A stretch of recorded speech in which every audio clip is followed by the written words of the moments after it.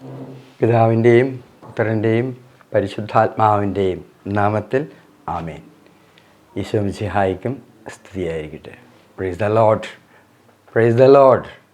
Hallelujah, hallelujah. പ്രിയപ്പെട്ടവരെ, നമ്മൾ ഇന്നലെ ചിന്തിച്ചത് ആരാണ് സ്വർഗരാജ്യത്തിന് അർഹൻ എന്നാണ്. നമ്മൾ ഈ കഴിഞ്ഞ 10 ദിവസവും ധ്യാനിച്ചു കൊണ്ടിരുന്ന വിഷയവും അതുതന്നെയാണ്. ഈ ലോകത്തിൽ ജീവിക്കുന്ന നമുക്ക് എങ്ങനെയാണ് നിത്യജീവനിലേക്ക് പ്രവേശിക്കാൻ ആവുക എന്നുള്ളതാണ് നമ്മൾ ചിന്തിച്ചു കൊണ്ടിരുന്നത്. അതിൻ്റെ തുടക്കം ഇത്തിരി കൂടി ആഴമായി ചിന്തിക്കാനുള്ള വചനഭാഗമാണ് നമ്മൾക്ക് കർത്താവ് ഇന്ന് നൽകിയിരിക്കുന്നത്. ഇന്നത്തെ വചനവായന മത്തായിയുടെ സുവിശേഷം 25-ാം അധ്യായം 31 മുതൽ 46 വരെ തിരുവചനങ്ങൾ. നമുക്ക് ശ്രദ്ധാപൂർവം കർത്താവിൻ്റെ ജീവദായകമായ വചനം വായിക്കാം. മനുഷ്യപുത്രൻ അവസാന വിധി. മനുഷ്യപുത്രൻ എല്ലാ ദൂതന്മാരോട് കൂടെ മഹത്വത്തിൽ എഴുന്നള്ളുമ്പോൾ അവൻ തൻ്റെ മഹിമയുടെ സിംഹാസനത്തിൽ ഉപവിഷ്ടനാകും. അവൻ്റെ മുൻപിൽ എല്ലാ ജനതകളും ഒരുമിച്ച് കൂട്ടപ്പെടും. ഇടയൻ ചെമ്മരിയാടുകളെ കോലാടുകളിൽ നിന്ന് വേർതിരിക്കുന്നത് പോലെ അവൻ അവരെ തമ്മിൽ വേർതിരിക്കും. അവൻ ചെമ്മരിയാടുകളെ തൻ്റെ വലതുവശത്തും കോലാടുകളെ ഇടതുവശത്തും നിർത്തും. അനന്തരം രാജാവ് തൻ്റെ വലതുഭാഗത്തുള്ളവരോട് അരുളി ചെയ്യും, എൻ്റെ പിതാവിനാൽ അനുഗ്രഹിക്കപ്പെട്ടവരെ വരുവിൻ. ലോകസ്ഥാപനം മുതൽ നിങ്ങൾക്കായി സജ്ജമാക്കിയിരിക്കുന്ന രാജ്യം അവകാശപ്പെടുത്തുവിൻ. എന്തെന്നാൽ എനിക്ക് വിശന്നു, നിങ്ങൾ ഭക്ഷിക്കാൻ തന്നു. എനിക്ക് ദാഹിച്ചു, നിങ്ങൾ കുടിക്കാൻ തന്നു. ഞാൻ പരദേശിയായിരുന്നു, നിങ്ങൾ എന്നെ സ്വീകരിച്ചു. ഞാൻ നഗ്നനായിരുന്നു, നിങ്ങൾ എന്നെ ഉടുപ്പിച്ചു. ഞാൻ രോഗിയായിരുന്നു, നിങ്ങൾ എന്നെ സന്ദർശിച്ചു. ഞാൻ കാരാഗൃഹത്തിലായിരുന്നു, നിങ്ങൾ എൻ്റെ അടുത്തു വന്നു. അപ്പോൾ നീതിമാന്മാർ ഇങ്ങനെ മറുപടി പറയും, കർത്താവേ, നിന്നെ വിശക്കുന്നവനായി കണ്ട് ഞങ്ങൾ ആഹാരം നൽകിയതും ദാഹിക്കുന്നവനായി കണ്ട് കുടിക്കാൻ നൽകിയതും എപ്പോൾ? നിന്നെ പരദേശിയായി കണ്ട് സ്വീകരിച്ചതും നഗ്നനായി കണ്ട് ഉടുപ്പിച്ചതും എപ്പോൾ? നിന്നെ ഞങ്ങൾ രോഗാവസ്ഥയിലോ കാരാഗ്രഹത്തിലോ കണ്ട് സന്ദർശിച്ചത് എപ്പോൾ? രാജാവ് മറുപടി പറയും, സത്യമായി ഞാൻ നിങ്ങളോട് പറയുന്നു, എൻ്റെ ഏറ്റവും എളിയ ഈ സഹോദരന്മാരിൽ ഒരുവന് നിങ്ങളിത് ചെയ്തു കൊടുത്തപ്പോൾ എനിക്ക് തന്നെയാണ് ചെയ്തു തന്നത്. അനന്തരം അവൻ തൻ്റെ ഇടതുഭാഗത്തുള്ളവരോട് പറയും, ശപിക്കപ്പെട്ടവരെ, നിങ്ങൾ എന്നിൽ നിന്ന് അകന്ന് പിശാചിനും അവൻ്റെ ദൂതന്മാർക്കുമായി സജ്ജമാക്കിയിരിക്കുന്ന നിത്യാഗ്നിയിലേക്ക് പോകുവിൻ. എനിക്ക് വിശന്നു, നിങ്ങൾ ആഹാരം തന്നില്ല. എനിക്ക് ദാഹിച്ചു, നിങ്ങൾ കുടിക്കാൻ തന്നില്ല. ഞാൻ പരദേശിയായിരുന്നു, നിങ്ങൾ എന്നെ സ്വീകരിച്ചില്ല. ഞാൻ നഗ്നനായിരുന്നു, നിങ്ങൾ എന്നെ ഉടുപ്പിച്ചില്ല. രോഗാവസ്ഥയിലും കാരാഗൃഹത്തിലുമായിരുന്നു, നിങ്ങൾ എന്നെ സന്ദർശിച്ചില്ല. അപ്പോൾ അവർ ചോദിക്കും, കർത്താവേ, ഞങ്ങൾ നിന്നെ വിശക്കുന്നവനോ ദാഹിക്കുന്നവനോ പരദേശിയോ നഗ്നനോ രോഗിയോ കാരാഗൃഹത്തിൽ കഴിയുന്നവനോ ആയി കണ്ടതും നിനക്ക് ശുശ്രൂഷ ചെയ്യാതിരുന്നതും എപ്പോൾ? അവൻ മറുപടി പറയും, സത്യമായി ഞാൻ നിങ്ങളോട് പറയുന്നു, ഈ ഏറ്റവും എളിയവരിൽ ഒരുവൻ നിങ്ങളിത് ചെയ്യാതിരുന്നപ്പോൾ എനിക്ക് തന്നെയാണ് ചെയ്യാതിരുന്നത്. ഇവർ നിത്യശിക്ഷയിലേക്കും നീതിമാന്മാർ നിത്യജീവനിലേക്കും പ്രവേശിക്കും. കർത്താവിൻ്റെ വചനം. ക്രിസ്തുവേ, അങ്ങേക്ക് സ്തുതി. Praise the Lord. നമ്മൾ ഈ വചനത്തിൽ രണ്ട് കൂട്ടരെയാണ് പരിചയപ്പെട്ടത്. വലതുവശത്ത് നീതിമാന്മാരും ഇടതുവശത്തെ നീതിരഹിതരുമായവർ. എന്തുകൊണ്ടാണ് കർത്താവ് അങ്ങനെ ഒരു വേർതിരിവ് വരുത്തിയത്? അങ്ങനെ വേർതിരിവ് വരുത്താനൊരു കാരണമുണ്ട്. അവരുടെ കഴിഞ്ഞകാല ജീവിതത്തിൻ്റെ ചര്യകളിലേക്ക് കർത്താവിൻ്റെ ദൃഷ്ടി പതിഞ്ഞപ്പോൾ അവിടുന്ന് കണ്ടു, ഇവരിൽ വലിയ തിന്മ നിവസിക്കുന്നു. ഇവർ ഈ ലോകത്തിലേക്ക് ആഴ്ന്നിറങ്ങി ഈ ലോകത്തിന് അനുരൂപരായി ജീവിച്ചു.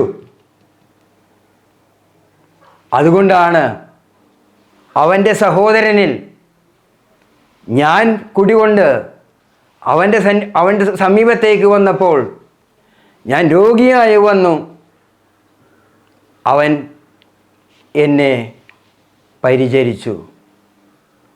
ഞാൻ ദാഹിക്കുന്നവനായി വന്നു, അവൻ എന്നെ മനസ്സിലാക്കി, അവൻ എനിക്ക് ദാഹജലം തന്നു. ഞാൻ പട്ടിണി കിടന്ന് വിശന്ന് പൊരിഞ്ഞവനായി വന്നപ്പോൾ അവൻ എനിക്ക് ആഹാരം തന്നു. എന്തെന്നാൽ സഹോദരനിൽ അവൻ എന്നെ ദർശിച്ചു. ഇതുപോലെ നന്മ പ്രവർത്തിച്ച, സഹോദരങ്ങളെ സ്നേഹിച്ച, സഹോദരങ്ങളെ ആദരിച്ച, സഹോദരങ്ങൾക്ക് ശുശ്രൂഷ ചെയ്ത ആ വ്യക്തികളോട് കർത്താവ് പറയും, നിങ്ങളാണ് യഥാർത്ഥത്തിൽ സ്വർഗത്തിന് അവകാശികൾ. അവരെയാണ് കർത്താവ് നീതിമാന്മാരെന്ന് വിളിച്ച് തൻ്റെ വലതുഭാഗത്ത് നിർത്തിയത്. ഇനി ഇടതുഭാഗത്തുള്ളവർ, അവർ പ്രത്യക്ഷമായ എന്തെങ്കിലും തെറ്റ് ചെയ്തോ? ഉണ്ടാകാം. കാരണം അവൻ്റെ മുന്നിലേക്ക് കടന്നു വന്ന ആ യാചകനും ആ ഭിക്ഷക്കാരനും ആ രോഗിയും ആ ദാഹിച്ചവനും ആ വേദനിക്കുന്നവനും അവരിലെല്ലാം കർത്താവാണ് സന്നിഹിതനെന്ന് മനസ്സിലാക്കിയില്ല അവർ. ഇത് മാത്രമാണ് അവർ ചെയ്ത തെറ്റ്. അങ്ങനെ മനസ്സിലാക്കിയിരുന്നെങ്കിൽ ഒരുപക്ഷെ അവർ സഹായിച്ചേനെ, ശുശ്രൂഷിച്ചേനെ, സാന്ത്വനപ്പെടുത്തിയേനെ. പക്ഷെ അതൊന്നും സംഭവിച്ചില്ല. എന്തുകൊണ്ടാണ്? എൻ്റെ സഹോദരനിൽ ദൈവത്തെ കാണാൻ ഞാൻ എൻ്റെ ആത്മാവിനെ സജ്ജീകരിച്ചില്ല, എൻ്റെ മനസ്സിനെ ഞാൻ രൂപപ്പെടുത്തിയില്ല, ആ ഭാവത്തിലേക്ക് ഞാൻ വന്നില്ല. അതുകൊണ്ടാണ് ഈ യാചകനിലും ഈ ദാഹിക്കുന്നവനിലും ഈ വിശക്കുന്നവനിലും ഈ വീടില്ലാത്തവനിലും ഈ നഗ്നനിലും എല്ലാം ഞാൻ ദൈവത്തെ കാണാതിരുന്നത്. ഇതാണ് യഥാർത്ഥമായ അക്ഷന്തവ്യമായ തെറ്റ്. ആ തെറ്റിൽ നിന്നാണ് ഇപ്പോൾ അവർ ചോദിക്കുന്നത്. അവർക്കറിയാം, ഞങ്ങൾ തള്ളപ്പെടും, ഞങ്ങൾ വിധിക്കപ്പെടും, അന്ത്യവിധി നാളിലുള്ള ഈ വിധിയിൽ ഞങ്ങൾ വിധിക്കപ്പെടും, നിത്യനരകാഗ്നിയിലേക്ക് ഞങ്ങൾ തള്ളും. അതുകൊണ്ട് അവർ വീണ്ടും വിഷണ്ണരായി ചോദിക്കുകയാണ്, കർത്താവേ, നിന്നെ ഞങ്ങൾ എപ്പോഴാണ് തള്ളിക്കളഞ്ഞത്? ഒന്ന് ഞങ്ങളോട് പറഞ്ഞു തരിക. നിങ്ങൾ ദാഹിക്കുന്നവനായി കണ്ടിട്ട് ഞങ്ങൾ നിനക്ക് വെള്ളം തരാതിരുന്നതും ഭക്ഷണമില്ലാതെ വലഞ്ഞപ്പോൾ ഭക്ഷണം തരുന്നത് എപ്പോഴെങ്ങനെയാണത്? ഞങ്ങൾ നിന്നെ കണ്ടിട്ടില്ല. അപ്പോഴാണ് കർത്താവ് പറഞ്ഞത്, ഈ എളിയവരിൽ ഒരുവന് നിങ്ങൾ ഇതെല്ലാം ചെയ്യാതിരുന്നപ്പോൾ എനിക്ക് തന്നെയാണ് നിങ്ങൾ ചെയ്യാതിരുന്നത് എന്ന് മനസ്സിലാക്കാൻ മക്കളെ നിങ്ങൾ പരാജയപ്പെട്ടു പോയി. എന്തെന്നാൽ ദൈവത്തിൻ്റെ വചനം, ദൈവത്തിൻ്റെ അമൂല്യമായ വചനം ഗ്രഹിക്കാൻ നിങ്ങൾ ഒരുമ്പെട്ടില്ല. നിങ്ങൾ ഈ ലോകത്തിൻ്റെ മുന്നിലേക്ക് നോക്കി, ഈ ലോകത്തിലേക്ക് നോക്കി അതിൽ ആകൃഷ്ടരായി, അതിൽ മുഴുകി സഹോദരനെ മറന്നു, സഹോദരനിൽ വസിക്കുന്ന എന്നെ മറന്നു. അതുകൊണ്ടാണ് കർത്താവ് പറഞ്ഞത്, നിത്യനരകാഗ്നിയാണ് നിങ്ങൾക്കായി സജ്ജീകരിക്കപ്പെട്ടിരിക്കുന്നത് എന്ന്. പ്രിയ സ്നേഹിതരെ, നമുക്ക് നമ്മുടെ ജീവിതം മുതൽ ഇന്നേ വരെ എത്ര കാലഘട്ടമായാലും തുടക്കം മുതൽ ഒടുക്കം വരെ ദൈവത്തിൻ്റെ വചനം നമ്മോട് സംസാരിച്ചിരുന്നു. പക്ഷെ അതൊന്നും നമ്മൾ ചെവിക്കൊണ്ടില്ല, നമ്മളതൊന്നും സ്വീകരിച്ചില്ല. നമ്മളത് അംഗീകരിച്ചിട്ടുണ്ടാവാമില്ല, പക്ഷെ അതൊന്നും നമ്മുടെ ജീവിതത്തിൽ പ്രാവർത്തികമാക്കിയില്ല. അതിൻ്റെ ഫലമാണ് നമ്മളിനി അനുഭവിക്കാൻ പോകുന്നത്.